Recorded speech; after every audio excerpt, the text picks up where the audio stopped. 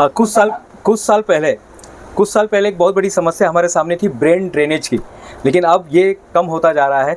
जैसे हमारे यूजीसी का अगर हम देखेंगे स्लोगन, तो यूजीसी एक ही स्लोगन पे काम करती है, ज्ञान विज्ञान विमुक्त है।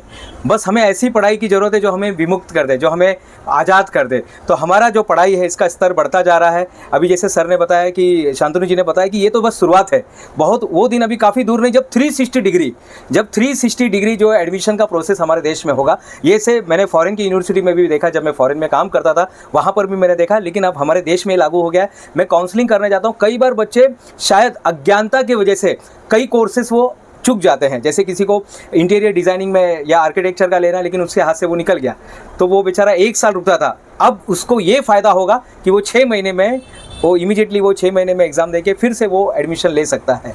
तो ये जो चैलेंजेस है और ये जो बाहर जाने का सिलसिला है ना, अब थम गया है। कुछ सालों से हम देख रहे हैं बाहर जाने का। अब यहीं पर वो जो ग्रेड है, वो जो क्वालिटी है हमारे देश में ही मिल रही है, वही सारी टेक्नोलॉजी यहाँ पर ही मिल रही है।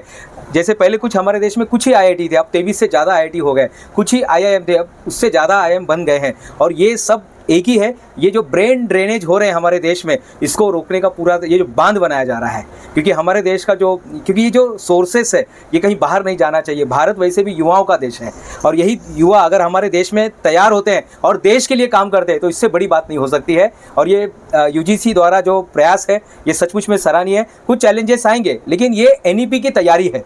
NEP न्यू एजुकेशन पॉलिसी 2020 ये जो अभी लागू किया जा रहा है इस साल से, ये उसी की तैयारी है। और ये चीज़ मैं बताना चाहता हूँ मेरे बातों से। धन्यवाद मैम। अब पढ़ा लिखा तो बड़ा भारत में रोजगार कहाँ से पैदा करेंगे? रोजगार जो हमारे देश में हाँ जी सर,